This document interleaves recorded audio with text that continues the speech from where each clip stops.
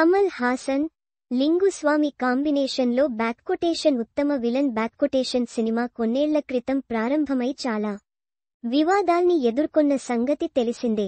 కమల్ హాసన్తో నిర్మాత లింగుస్వామి విభేదాలు తారాస్థాయికి చేరుకోవడంతో ఆ సినిమా చిత్రీకరణ దశలోనే చాలా చిక్కుల్ని ఎదుర్కొంది. నిజానికి కమల్ హాసన్ పదే పదే స్క్రిప్టు మార్చడమే పరాజయానికి కారణమని లింగుస్వామి వాదించారు. కమల్ హాసన్ లెజెండరీ నటుడు అనడంలో సందేహం లేదు, కానీ ఆయన సృజనాత్మక స్వేచ్ఛ చాలా ఖరీదైనదని, ఖర్చుతో కూడుకున్న వ్యవహారమని లింగుస్వామి అభివర్ణించారు. ఉత్తమ విలన్ చిత్రీకరణ సమయంలో జరిగిన విషయాలను యూట్యూబ్ ఛానల్ ఇంటర్వ్యూలో వివరించారు. తాము దేవర్ మగన్ లేదా అపూర్వ సగోదరర్గల్ వంటి గొప్ప ఎమోషన్స్ ఉన్న చిత్రాన్ని చేయాలని భావించాం. కమల్ సర్ మొదట్లో ఒక వ్యక్తి తన సోదరుడిని రక్షించడం గురించి ఒక బలవంతపు కథను రూపొందించారు. సిద్ధార్థ్ సోదరుడిగా నటించాల్సి ఉంది. కానీ చిత్రీకరణలో ఉన్నప్పుడు అతడు దాదాపు ప్రతి వారం స్క్రిప్ట్ను తిరిగి రాస్తూనే ఉన్నాడు.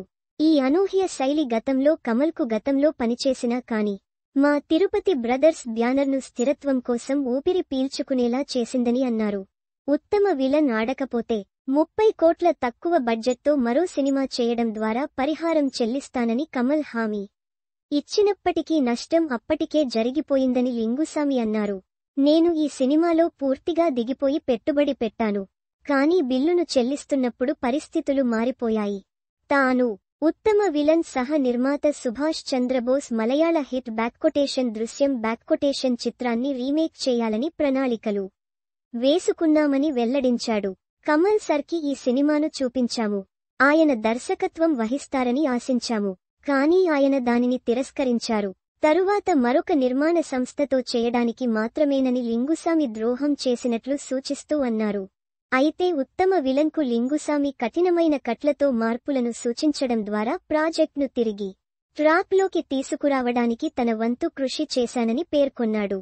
కానీ తన సూచనల్ని కమల్ హాసన్ స్వీకరించలేదని, అలాగే సినిమాని రిలీజ్ చేశామని తెలిపారు. ఉత్తమ విలన్ లాభదాయకమైన ప్రాజెక్ట్ అని ప్రచారం సాగినా అది తప్పుడు ప్రచారమని లింగుస్వామి వెల్లడించారు.